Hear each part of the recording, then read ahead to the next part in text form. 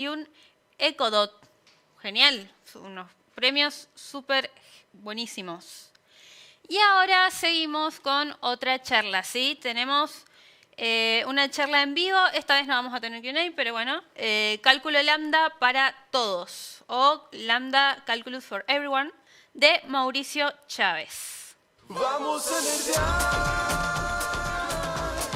Vamos a nerdear.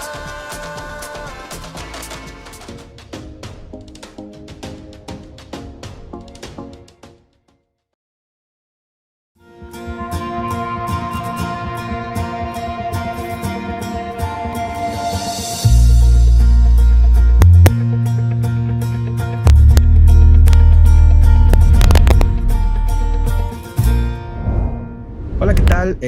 Yo soy Mauricio Chávez y hoy voy a dar la charla de Lambda Calculus for Everyone. Espero que sea una aproximación amigable al cálculo lambda. Eh, Antes que empezar, pues les presento quién soy yo. Yo soy Mauricio Chávez. Me pueden encontrar como Ultranerd con un 4 en lugar de una A en prácticamente todos lados. Trabajo en Uber como backend engineer. También doy clases en un bootcamp llamado Bedu de programación. Y también soy campus expert en GitHub, donde ayudo a algunas comunidades estudiantiles a crecer y a construir pues algunos espacios de tecnología y etcétera. Esta es una foto de mía en San Miguel Allende, en Guanajuato, en México, una ciudad bastante bonita que si algún día pudieran conocer estaría súper padre. Entonces, pues vamos a comenzar con esto. Los objetivos de hoy es que aprendan qué es la computación.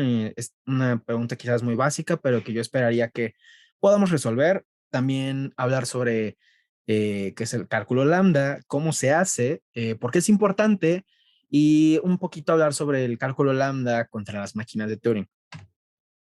Y bueno, respondiendo a esta pregunta sobre qué es la computación, puede tener una respuesta distinta dependiendo de la persona, ¿no?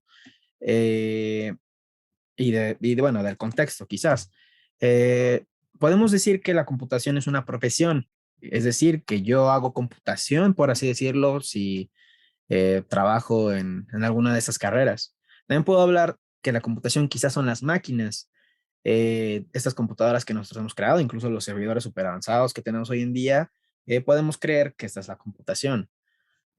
Por otro lado, si realmente buscamos más allá, alguno que otro nos va a decir que la computación es crear algunos ultra complejos que puedan resolver problemas en la sociedad, etcétera. Realmente, dependiendo de la persona y del contexto que ustedes, pues desde donde se responde a esta pregunta, podemos encontrar distintas respuestas, pero la verdad es que es más simple que esto. Y bueno, ¿qué es en realidad la computación? Pensémoslo de esta manera, nosotros tenemos algo, no sabemos exactamente qué, vamos a decirle máquina, vamos a decirle computadora, como ustedes quieran. Realmente vamos a decirle un algo, que a este algo yo le ingreso datos de alguna forma por el teclado, por la cámara, como sea, se van a procesar de alguna forma y van a terminar siendo algo, un video de gatos, lo que ustedes quieran, lo que ustedes consuman en internet, lo que les guste. Eso es lo que va a terminar siendo la computadora. La computación realmente se trata de esto, tener datos, procesarlos, sacarlos. Eso es todo. Realmente eso es lo que significa hacer pues una computación. Y a este proceso le vamos a llamar entrada y salida, o al menos al proceso de yo meter datos y que obtenga un resultado. Yo meto datos, yo ingreso en una página y busco algo y sale convertido en otra cosa. Entonces, pues bueno, vamos a llamar a este proceso entrada y salida. Pero, ¿qué son estos datos? Estos datos, todo esto, ¿cómo lo representamos? Es decir, ¿qué es? Bueno, vaya, ¿qué es esto? Y esta es una pregunta que quizás ya muchos saben, bueno, una respuesta que ya algunos saben. Y realmente estos son unos y ceros. Muy por debajo tenemos transistores que dejan pasar la corriente o no, por lo que tenemos un uno y un cero. Entonces, esta es debajo de las computadoras, quizás ya han escuchado de que tenemos el lenguaje binario, etcétera, ¿no? Realmente por debajo es todo binario, todo es ceros y unos. ¿Cómo logramos pasar de este binario, de estos unos y ceros, a un video de gatos? Lo logramos a través de la codificación. La codificación es una forma en la que nosotros pasamos de algún valor del mundo real a ceros y unos, y quizás el valor más fácil de poder representar con un binario es el verdadero y el falso. En este caso mapeamos el cero al falso, el uno al verdadero, o lo que es lo mismo, el cero apagado y el uno aprendido. Podemos codificar números, y esto es tan sencillo como usar un sistema decimal. Si lo vemos, tenemos aquí un 0, este es un 1, este es un 2, y básicamente es hacer esta numeración únicamente usando unos y ceros. No hay 2, no hay 3, no hay 4, no hay 5, solo hay unos y ceros. Y se dan cuenta, es como un poco sencillo.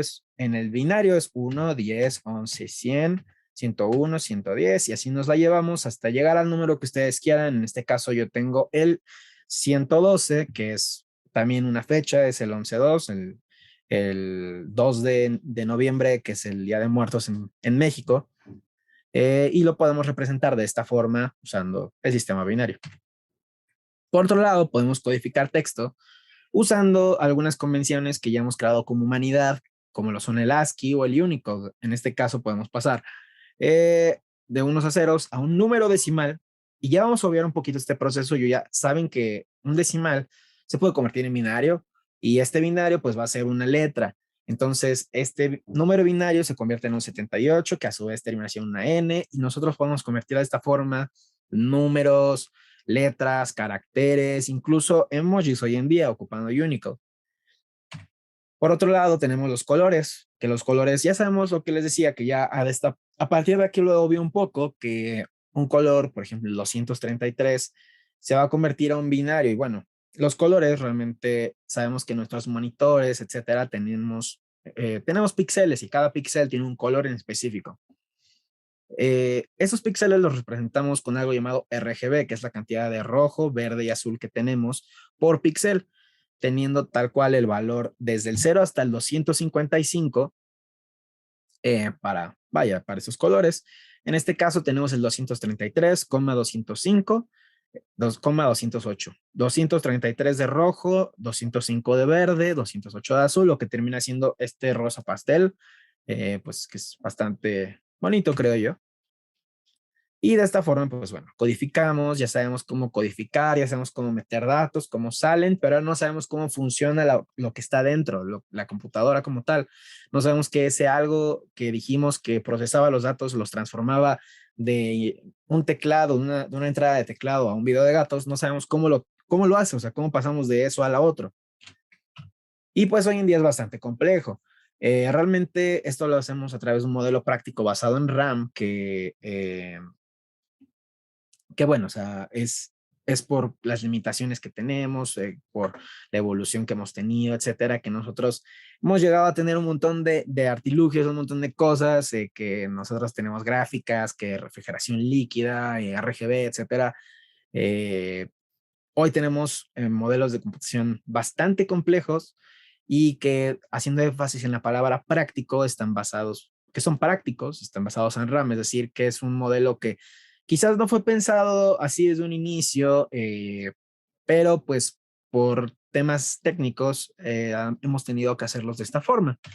Pero bueno, ¿cómo empezó? Porque pues esto tuvo que tener su base teórica en un principio. Antes de ser práctica, tuvo que ser teoría. Y pues todo empieza con Alan Turing. Alan Turing es este célebre personaje que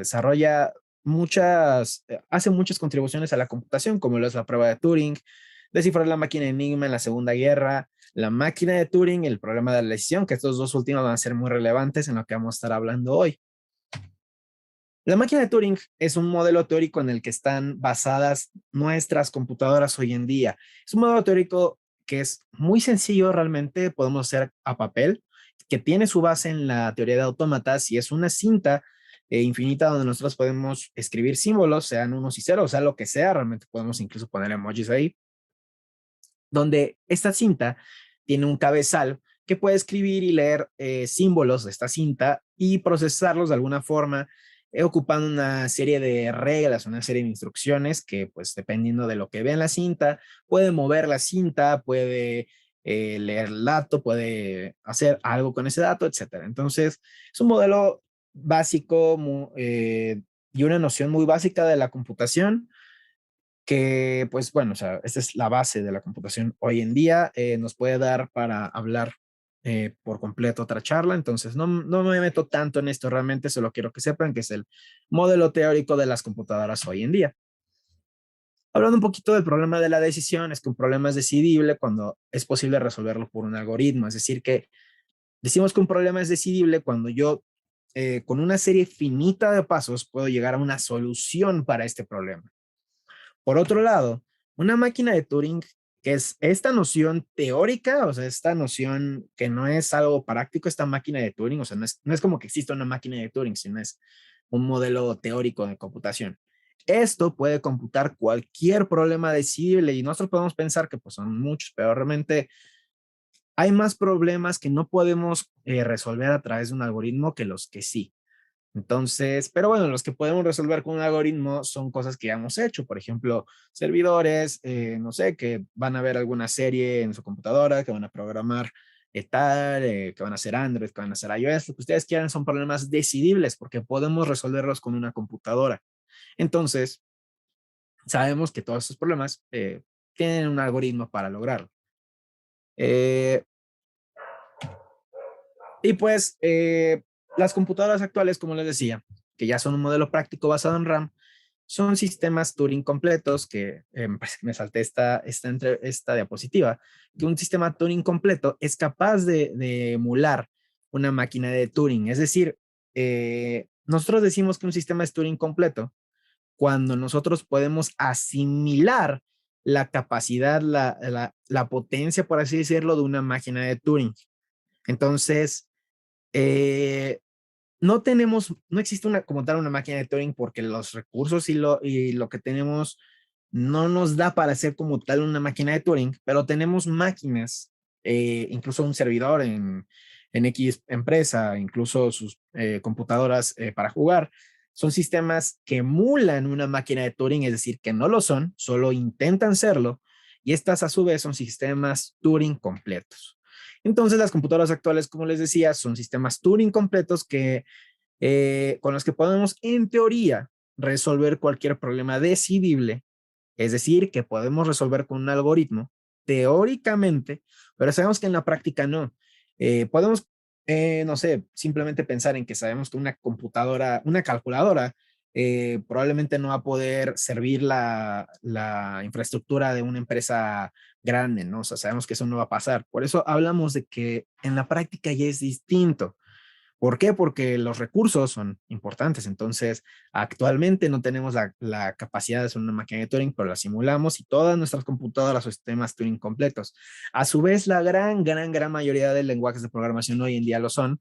E incluso hay cosas que son Turing completas que quizás pensamos que no lo son, pero sí, o sea, es como raro. Por ejemplo, lo que es Minecraft o Scratch son sistemas Turing completos que teóricamente podríamos ser en Minecraft o en Scratch, un servidor, podemos hacer cualquier computación que podamos hacer algorítmicamente, inteligencia artificial, lo que sea, eh, usando esto. Ya sabemos que quizás en la práctica no es posible, pero en teoría lo podríamos usar. Pero todo esto para hablar sobre Alonzo Church. Nosotros quizás ya sabemos un montón de cosas de Alan Turing, pero lo que no sabemos es quién era Alonzo Church, que este también fue una persona muy importante. Alonzo Church, curiosamente, es el supervisor de doctorado de Turing, es decir, cuando Turing está haciendo su doctorado, pues es su supervisor. Y lo que hace Alonzo Church es que también él crea una noción básica de la computación, así como es la máquina de Turing, un modelo teórico donde nosotros pues podemos empezar a construir cosas. Alonso Church también crea uno que pues es muy diferente, ocupa otras cosas, se hace de otra manera. Y también es una noción de la computación muy básica, igual que el modelo de Turing. Este modelo teórico se llama cálculo lambda, que es a lo que veníamos ahorita. El cálculo lambda es un modelo teórico y vamos a ver a qué se asemeja. Quiero que presten atención. Nosotros ingresamos un dato, de alguna forma lo procesamos y sale transformado en otra cosa. No nos interesa qué hay, cómo se transformó. Nos interesa que ingresamos un dato y que salió de otra forma. y la otra forma va a ser, en este caso, x más 1. Entonces, esto obviamente nos remonta a la primera definición de computación que les había dicho. Nosotros ingresamos datos y salen de otra manera. El cálculo lambda realmente es como encadenar un montón de estas mini computadoras, de estas mini nociones, por así decirlo, donde yo ingreso algo, se procesa de alguna forma y sale otra cosa. ¿Por qué? Porque quizás lo ingresamos a un lado y por abajo, o sea, muy en el fondo está siendo procesada de otra forma y quizás dentro está siendo procesada de otra forma. Y así podemos ir encadenando y encadenando y encadenando lo que vamos a llamar funciones. Entonces, es un modelo que si se dan cuenta es muy simple. Realmente la computación se trata de esto y Alonso Church pues se da cuenta de que es así de simple y que lo puede explicar de esta forma. Y esto, bueno, esto nos remonta realmente a las funciones matemáticas. Ahorita voy a hablar un poquito de esto, pero quizás han escuchado decir que una función matemática es una caja negra. Eso es porque sabemos que ingresamos algo, sale de otra forma, pero no sabemos exactamente cómo lo hace realmente. Y aunque supiéramos, realmente no es de nuestro interés. De nuestro interés es que entra y salga de alguna forma. También en el cálculo lambda no hay un estado interno, es decir, no hay alguna variable que nosotros podamos usar que esté por ahí escondida, como por ejemplo si lo hacemos con Turing. Entonces no es como que el programa tenga un estado aquí, después uno acá, después uno acá, después uno acá. No hay estados, o sea, simplemente ingresamos datos, se transforman y terminan siendo otra cosa, punto. Como les decía, esto realmente no tiene su origen en las funciones matemáticas, que nosotros sabemos que tenemos una entrada f de x y esto termina siendo algo parecido a x más 1. Esta es la notación donde la entrada es esta x, la de la izquierda, y la salida es x más 1. Y sabemos que, pues ya sustituyendo, ya sin poner la x, pues nosotros vamos a poner quizás un 10, un 9, lo que sea. En este caso particular ponemos un 10 y sabemos que esto es 10 más 1, que a su vez esto sabemos que es 11. Entonces, así es como funcionan las funciones matemáticas y así es como Alonso Church piensa la computación. Cálculo lambda es prácticamente lo mismo, donde nosotros vamos a empezar una función, así le vamos a llamar una función, con una L, una lambda, que recibe como entrada esta X y como salida, separada por el puntito, tenemos el X más 1. Muy similar a las funciones matemáticas, tal cual. Entonces, en el cálculo lambda nosotros vamos a trabajar igual con sustitución, nada más que la notación quizás es un poco diferente. Nosotros englobamos esta función en un paréntesis y después los argumentos los ponemos a la derecha. Se pone el argumento en donde iba la x. Bueno, primero borramos la lambda, borramos el primer argumento, nos quedamos el x más 1. Y esto lo sustituimos, x más 1 se vuelve 5 más 1 y esto se vuelve un 6. Nosotros podemos darle nombres a estas funciones. En este caso, esta la podemos decir que es increment o incrementar en español. Incluso podemos usar múltiples argumentos en esto del cálculo lambda. En este caso, yo tengo un x más y. Esta es una función que va a sumar. Entonces, ¿cómo sustituyo? ¿Se dan cuenta? Es como si fuera una función que devuelve una función que ya de esto resuelve, por así decirlo. Y esto funciona así. Nosotros tenemos esta función que suma y tenemos dos argumentos. Se procesa, por decirlo, de izquierda a derecha los argumentos. El primer argumento que se procesa es el 4. Entonces quitamos la LX y nos quedamos con la parte del LY, X más Y, y nos queda pues LY punto 4 más Y. Después volvemos a sustituir y esto nos deja que es 4 más 3, que a su vez es 7. Entonces esto es una función que suma dos números. Vamos a obviar un poquito esta parte de que se sustituye uno por uno y vamos a decir que si tenemos múltiples argumentos, simplemente se separan así, lambda x punto, lambda y punto, y el cuerpo de la función, por así decirlo, es el final. Nuestros bloques de construcción en el cálculo lambda pues son variables y una forma de definir funciones. Eso es todo. Eso es todo lo que vamos a hacer y esto es con lo que vamos a construir la computación. O sea, eso es todo, no tenemos más. ¿Y qué es lo más básico? Pues que podemos construir en computación. Lo primerito que nosotros podemos pensar, pues por supuesto que son compuertas lógicas. Vamos a hablar de qué es verdadero y vamos a hablar de qué es falso. El verdadero y falso, pues si se dan cuenta, Es como complicado decir que es verdadero, que es falso, pero simplemente decimos que si esto es verdadero, lo otro sabemos que pues es falso, ¿no? O viceversa, si sabemos que uno era falso, sabemos que lo otro era verdadero. Realmente es complicado definirlo como tal, pero vamos a decir que van a ser dos opciones.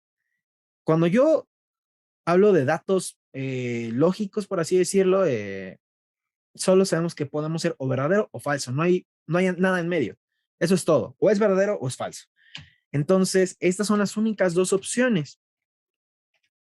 Entonces, realmente vamos a definir lo que es verdadero y falso como si fueran dos opciones, al menos por ahorita.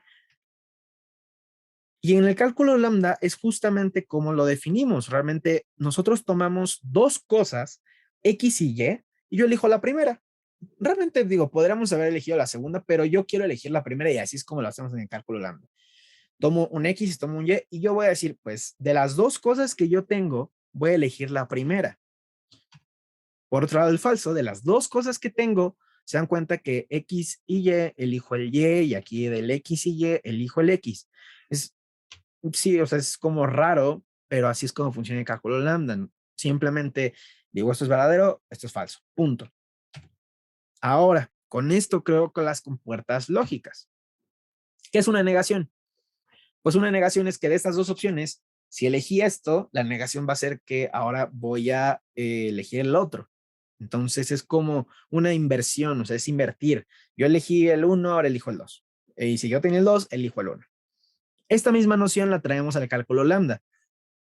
¿Qué es not true? Cuando yo diga que algo no es verdadero, pues significa que es falso. Si yo digo que algo no es falso, significa que esto es verdadero.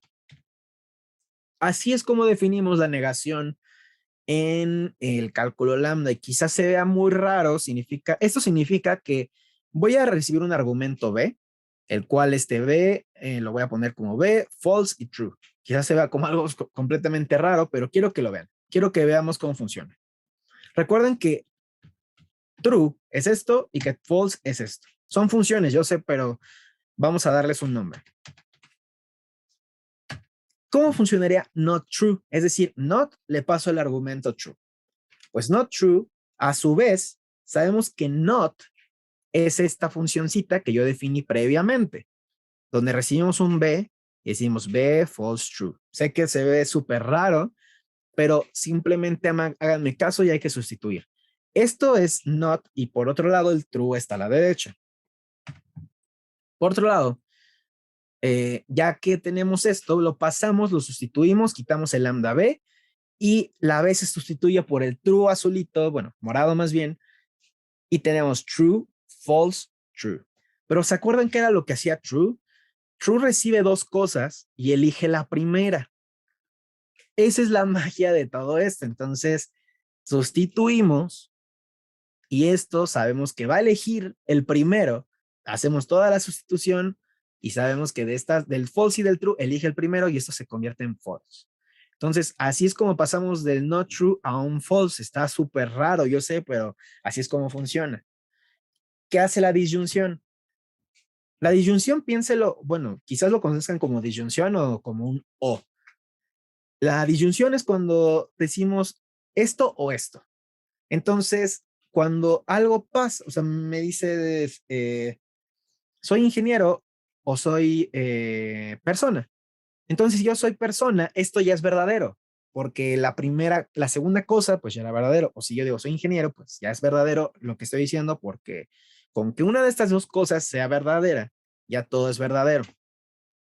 Y entonces vean que de esto puedo decirles que la disyunción, con que yo vea un verdadero, lo siguiente realmente ya no me importa que sea, porque sabemos que esto es verdadero. No me importa que sea esto, porque ya sabemos que con que una cosa de la disyunción sea verdadera, ya es verdadero. Con el false no podemos saber exactamente qué. Entonces, si se dan cuenta, el false depende de completamente, o sea, cuando recibimos false, sabemos que esto depende del segundo valor. Si el segundo valor es true, el siguiente es true. Y si el es false, el otro es false. Entonces, se dan cuenta, es como que tal cual es copiar. Si, que cuando ocupamos true, siempre va a ser true. Y cuando ocupamos false al principio, copiamos, por así decirlo, el valor de la segunda cosa. Sé que está un poquito como complejo, pero vamos a verlo en la práctica. El OR lo definimos tal cual como esto. Tomo dos valores, paso el primer valor al principio, paso el true en segundo lugar y y después. Y vamos a ver cómo funciona un OR cuando le pasamos verdadero y una cosa X al final. Entonces, esto funciona por sustitución, sustituimos la función, pasamos los valores, quitamos lambda X, quitamos lambda Y y nos queda true al principio, el otro true que era el negro en medio y la X que es, eso puede ser realmente lo que quieran al final. ¿Se acuerdan que true elige el primero? Entonces, lo que habíamos dicho, cuando una disyunción es verdadera, al principio el primer argumento es verdadero, no nos importa que sea el segundo, siempre va a ser verdadero. Por otro lado, entonces, bueno, aquí podemos ver que si esto va a funcionar tanto para true como para false, o sea, realmente esto es lo de menos.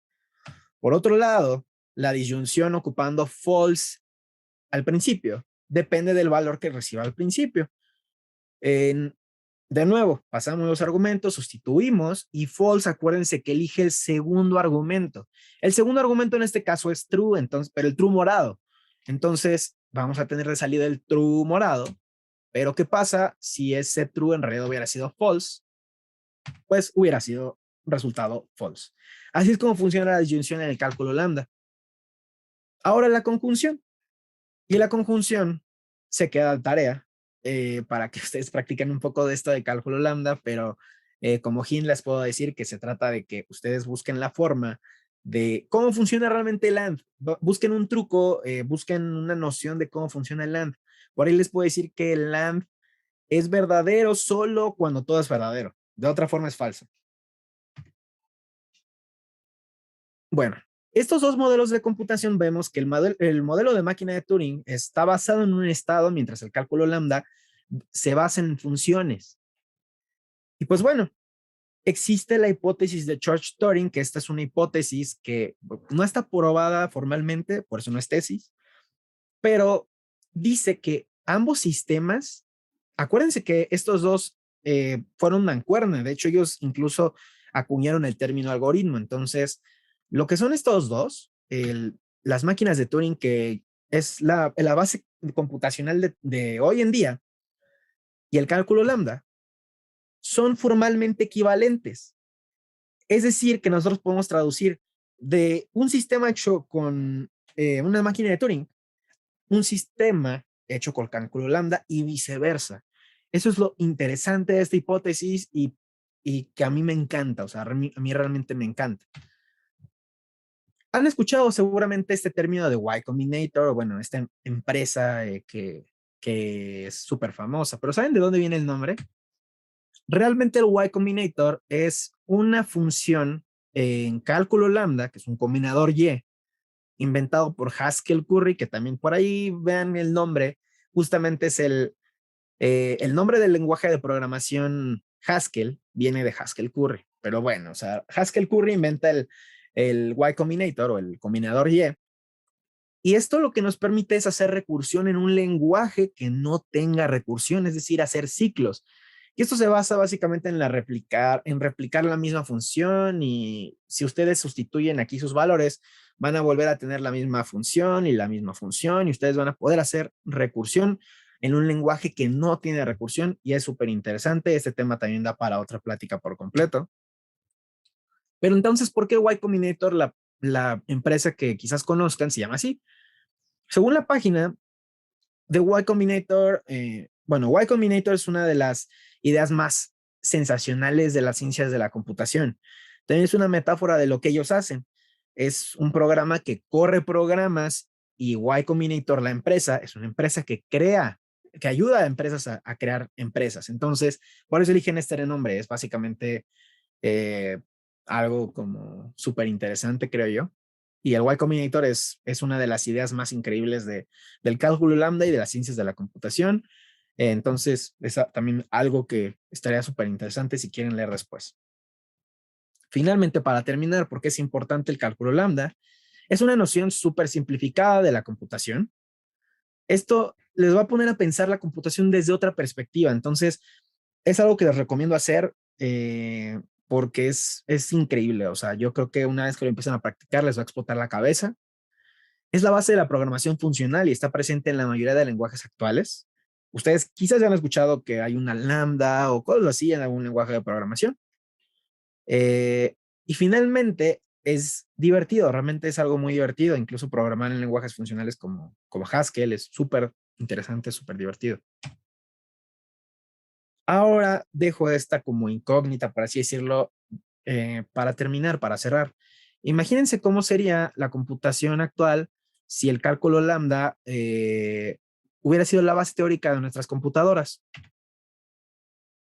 Realmente yo creo que sería muy interesante pensar cómo funciona la memoria y cómo sería todo realmente.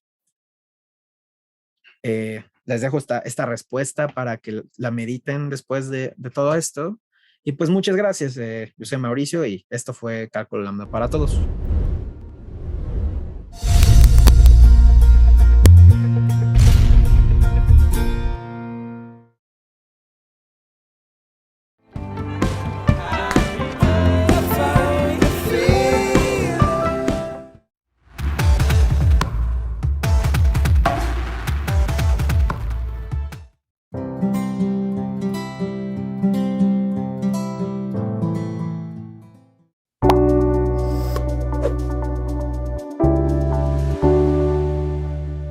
Vamos a nerdear. Bien, estamos de vuelta con el Track Nerd en la 9ª edición del Nerdearla.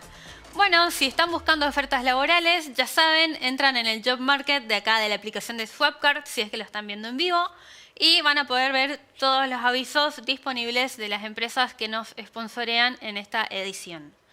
También, bueno, si están buscando empleo, ¿por qué no? Entran a OpenCube, ¿sí? Y pueden ver todas las reseñas de las empresas que están publicadas. Son reseñas anónimas, así que ustedes también, si están trabajando en una empresa, pueden dejar la reseña de donde estén trabajando para colaborar con el resto de la comunidad, para que conozcan un poquito cómo es el ambiente, toda la información relacionada a los puestos laborales allí.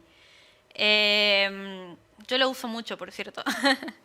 También tenemos el stand de Falabella. Van a poder vivir todo lo que es experiencia de realidad aumentada. Está buenísimo y pueden ganar premios. Yo lo estuve probando también.